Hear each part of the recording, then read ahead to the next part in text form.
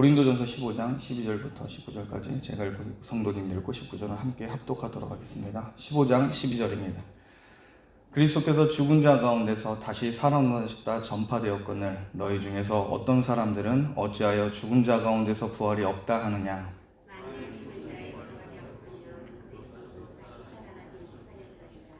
그리스도께서 만일 다시 살아나지 못하셨으면 우리가 전파하는 것도 헛것이요 또 너희 믿음도 헛것이며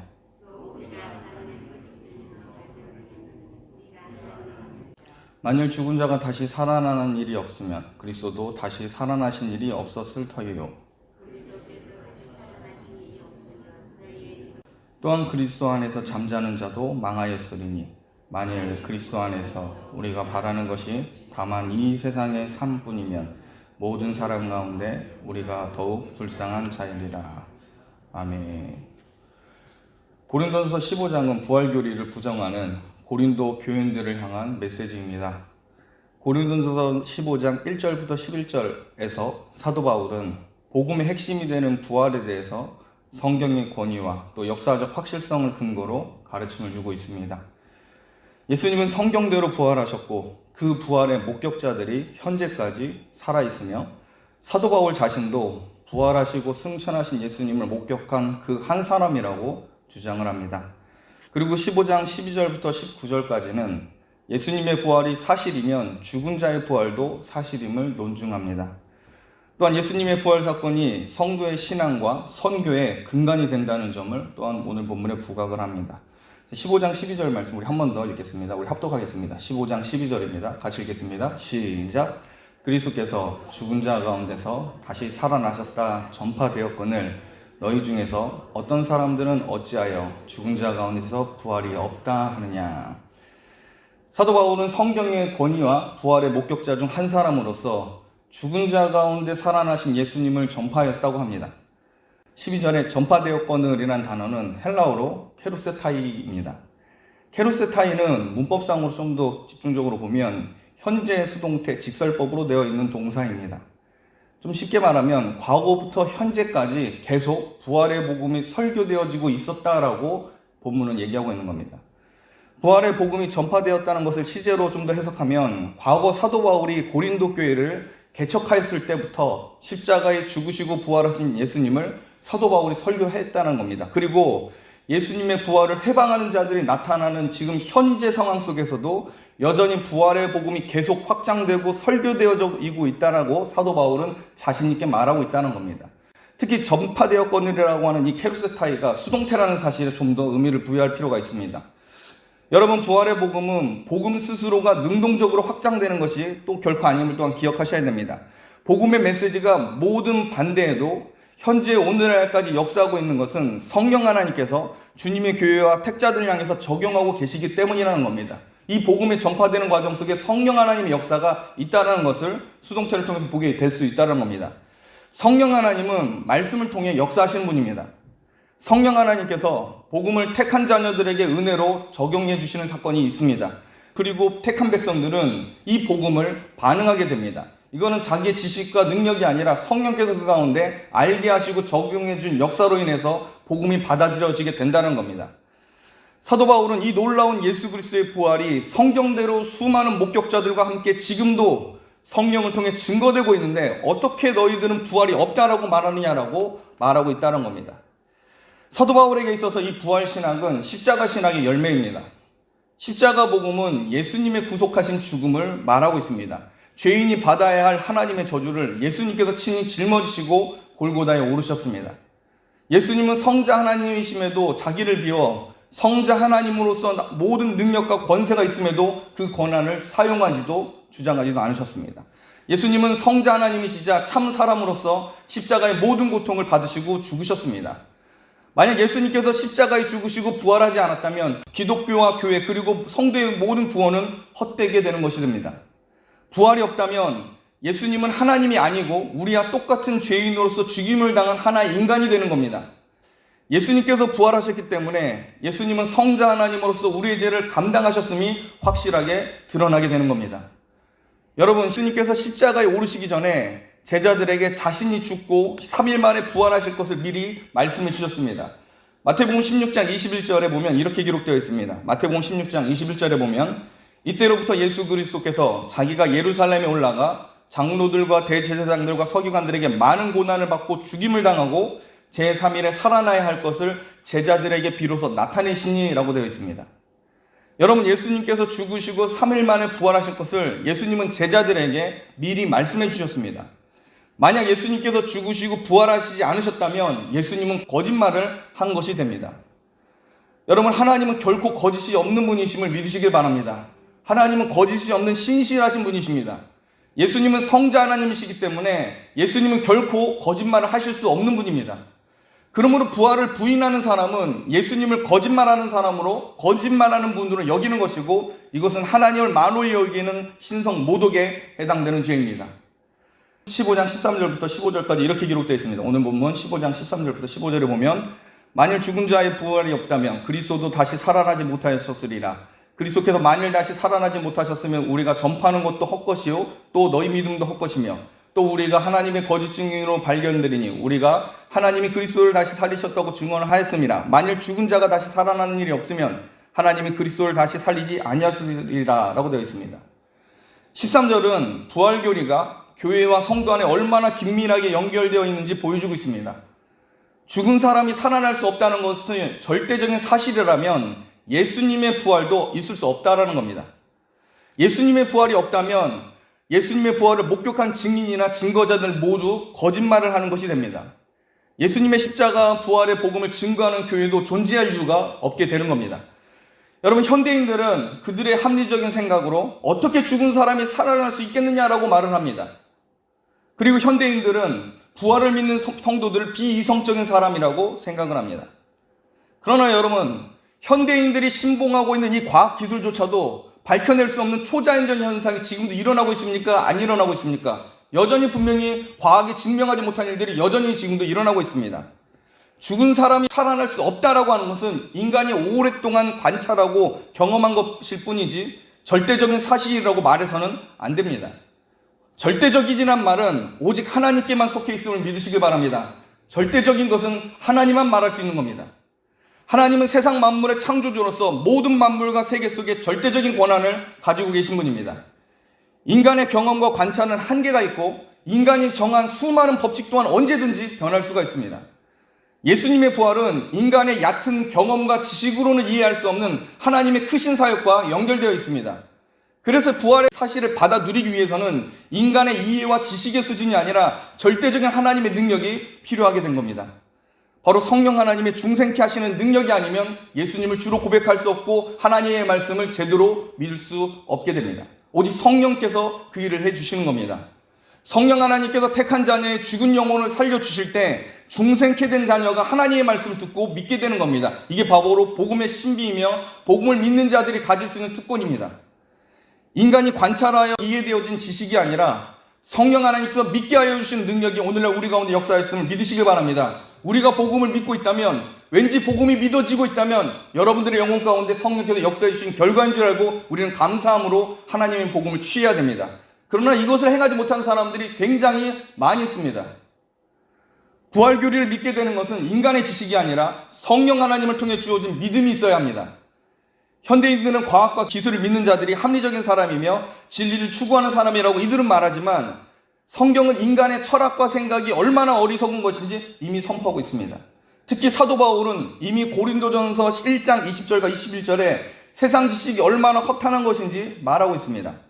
고린도전서 1장 20절과 21절 우리 한 목소리 한 번 더 읽겠습니다. 고린도전서 1장 20절 21절 우리 한 목소리를 같이 한번 찾아서 한번 읽어보겠습니다. 고린도전서 1장 20절과 21절입니다. 같이 한 목소리 읽겠습니다. 시작. 지혜 있는 자가 어디 있느냐? 선비가 어디 있느냐? 이 세대의 변론가가 어디 있느냐? 하나님께서 이 세상의 지혜를 미련하게 하신 것이 아니냐? 하나님의 지혜에 있어서는 이 세상이 자기 지혜로 하나님을 알지 못함으로 하나님께서 전도에 미련한 것으로 믿는 자들을 구원하시기를 기뻐하셨도다. 하나님이 정하셨습니다, 여러분. 하나님께서 복음을 받아들이고 이해하고 그 복음을 마음 가운데 소망하게 하는 이 모든 방식을 세상의 철학이나 지혜가 아니라 전도에 미련한 것, 그렇게 해서 구원을 이르게 하는 방식을 하나님께서 기뻐하셨다고 이야기하고 있습니다. 그러므로 여러분, 세상의 지식과 철학을 가지고 복음을 접할 수 없는 겁니다. 이건 하나님께서 정하신 룰입니다. 고린도 교회가 세속화되어서 세상 철학이 들어온 결과 예수님의 부활을 부정하는 무리가 생겼습니다. 세상 사람들은 그럴 수밖에 없지만 하나님의 말씀을 감당하고 있는 교회 안에서 지금 이런 일이 일어나고 있는 겁니다. 죽은 자의 부활이 없다라고 결론을 내려버렸습니다. 그런데 여러분, 여기서 우리 한 가지 의문이 생기게 됩니다. 저도 이 부분은 여전히 의문입니다. 예수님의 부활을 부인하는 이 사람들이 부활은 없구나, 지나갔구나 라고 하면서 왜 꼭 교회에 남아있을 필요가 있었을까요? 자기가 믿지도 않는 그 성경을, 그 말씀을 왜곡하면서까지 꼭 교회에 있을 필요가 있었을까요? 왜 끝까지 교회에 나가지 않고 교회를 어지럽히고 있을까요? 복음의 근간을 흔들면서 악착같이 교회에 남아서 자기들의 이 더러운 철학과 사상을 눌러앉아서 전하고 있는 이유가 뭘까요? 여러분, 이것이 바로 사단의 간교한 음모이고 교회를 무너뜨리려고 하는 전략이라 할 수 있습니다. 사단은 교회가 무너뜨려져서 교인이 믿음을 잃고 교회가 남아있지 않을 때까지 교회 안에서 머물면서 역사할 겁니다. 사단은 복음이 무너지면 교회를 무너뜨릴 수 있다고 확신을 합니다. 그리고 어리석은 자들로 끝까지 남아서 자기의 지식을 자랑하고 교회가 받은 말씀 사역을 회방하게 만듭니다. 그리고 복음을 이 모양 저 모양으로 바꾸면서 교회를 어렵게 합니다. 교회 안에 머물면서 복음을 무너뜨리는 이론을 만들어낸 자들은 과거 초대교회에서부터 시작해서 오늘날까지 여전히 계속 이어져 있습니다. 성경은 이런 자들에 대해서 거짓 교사, 거짓 선지자라고 말하고 있습니다. 이런 거짓 교사와 거짓 선지자들이 활발하게 일어나는 때가 언제냐? 대개 말씀의 권위가 약화될 때입니다. 말씀을 대체해서 인간의 경험과 관찰이 고개를 들 때 거짓 이론이 교회 안에서 터져나오기 시작하는 겁니다. 예수님께서는 죽으시고 부활하신 후 40일간 지상에 머물러 계셨습니다. 그리고 예수님은 재림을 약속하시며 승천하셨습니다. 이때 예수님은 오르신 모습 그대로 이 땅에 내려오시겠다고 하셨고, 그러면서 결정적으로 예수님 속히 오겠다라고 말씀해 주셨습니다. 그런데 예수님께서 속히 오시겠다고 하신 이 재림의 약속이 그 당시에 10년이 지났습니다. 또 20년이 지나갑니다. 예수님의 증인들이 나이가 들어 죽어가고 있습니다. 예수님의 말씀이 과연 사실이고 믿어야 하는지 의심이 점점점 교회 안에 일어나기 시작합니다. 예수님의 말씀을 전한 사도들에 대해서까지도, 그 말씀의 권위에 대해서까지도 흔들리기 시작합니다. 여러분, 이런 일들이 가능하다고 추론할 수 있을 겁니다. 이때 교회 안에 말씀이 아닌 다른 방식으로 현재 상황을 해석하는 무리들이 생겨나게 됩니다. 부활에 대해서, 예수님의 재림에 대해서 성도들에게 약속된 이 육신의 부활도 사도가 전한 본래 복음이 아닌 인간의 상상과 추측이 복음적 용어로 포장되어서 다르게 설명하는 무리가 교회 안에 일어나게 됩니다. 여러분, 고린도전서를 기록한 때보다 한참 후에 사도 바울이 죽음을 앞두고 있을 때 부활에 대하여 왜곡된 신학이 에베소 교회까지 들어오게 됨을 보게 됩니다. 이때 사도 바울은 당시 에베소 교회를 담당하고 있는 디모데에게 편지를 하나 씁니다. 그게 바로 디모데후서 2장 17절과 18절에 다루고 있습니다. 디모데후서 2장 17절과 18절에 보면 이렇게 되어 있습니다. 그들의 말은 악성 종양에 퍼져나간 것 같은데 그 중에 후메네오와 빌레도가 있느니라. 진리에 관하여는 그들이 그릇되었도다. 부활이 이미 지나갔다 하므로 어떤 사람들의 믿음을 무너뜨리느니라. 여러분, 고린도전서에 일어났던 부활은 없다라고 주장한 일들이 이후 사도 바울의 말년, 죽음을 앞두고 있을 때 에베소 교회까지 침범하게 된 겁니다. 부활을 부정하는 자들이 이제는 부활이 이미 지나갔다라고 말하는 자들로 나타나게 된다는 겁니다. 여러분, 교회 안에 본래 말씀이 아니라 자기가 보고 느끼고 경험한 것을 가지고 판단하게 되면 교회를 파괴하는 이상한 교리가 나타나게 됩니다. 사도 바울은 이러한 자들을 악성 종양과 같다라고 말합니다. 오늘날 현대 자유주의 신학도 이런 성향을 가지고 있습니다. 자유주의 신학은 철학을 앞세우고 복음을 해석하는 자들이 채택한 신학입니다. 자유주의 신학자들은 성경의 권위를 인정하지 않습니다. 그리고 성경을 인간의 글로서 인문학적 소양을 기르기 위한 문화책 수준으로 보고 있습니다. 성경의 권위를 묵살하고 소위 고등비평이라는 이름으로 성경을 난도질합니다. 이런 일이 세상이 아닌 교회와 신학교에서 시작되고 있다는 겁니다. 놀랍게도 이런 자유주의 신학이 독일에서부터 시작해서 온 유럽 교회와 미국 교회를 이끌어갔습니다. 그 결과 교회가 얼마나 황폐하고 무너지게 되었는지 오늘 우리는 그 열매를 지금도 보고 있습니다. 이 사람들이 말하는 부활 개념과 초대교회의 거짓 부활 교리를 만든 자들과 굉장히 비슷합니다. 자유주의 신학자들에게 예수님의 부활은 역사적인 부활이나 육신의 부활을 말하지 않습니다. 이 사람들은 자기들도 부활을 믿는다고 얘기를 합니다. 그러나 성경에서 말하는 식으로 말하지 않습니다. 이들은 예수님의 부활을 이렇게 설명합니다. 예배 시간에 설교자가 그리스도를 기억하게 하는 말씀을 선포하고 그것을 성도들이 믿으면 성도들 마음 가운데 예수님께서 부활을 한다라고 이르는 말합니다. 예수님의 부활이 역사적인 사실이냐 아니냐는 중요하지 않다라고 얘기합니다. 설교자가 부활의 예수님을 증언했을 때 성도들의 마음 가운데 예수님의 마음이 가득 차고 그것들이 임재하고 있다면, 그것을 받아들이고 있다면 그때 예수님은 부활한 거라고 얘기합니다. 여러분, 이게 얼마나 허탄하는 얘기인지, 그럴듯하지만 얼마나 잘못된 얘기인지 아셔야 합니다. 여러분, 이 사람들이 주장하는 신앙은, 부활신앙은 팬클럽에서 죽은 스타를 추모하는 것 그 이상도 그 이하도 아닙니다. 기독교는 예수님의 역사적이고 사실적인 부활을 여러분 믿으시기 바랍니다. 예수님은 실제적으로 죽으시고 부활하신 역사적인 예수님이십니다. 여러 잡다한 말로 부활교리를 치장하고 부활을 시적 표현으로 묘사할지라도 예수님의 부활을 역사적 사실로 믿지 않는 자유주의 신학자들의 해석은 신성 모독이고 오늘날 교회가 거부해야 될 이단 사설입니다. 여러분, 영적이고 마음이 중요하다고 하며 의미만을 강조하는 설교자들을 조심하십시오. 우리는 역사적 사실을 기반으로 합니다. 주님의 죽으심과 부활하심과 다시 오심은 역사적 사실이고 죽은 성도들이 육체적으로 부활하여 영원한 생명을 얻는다는 것은 우리는 사실로 믿습니다.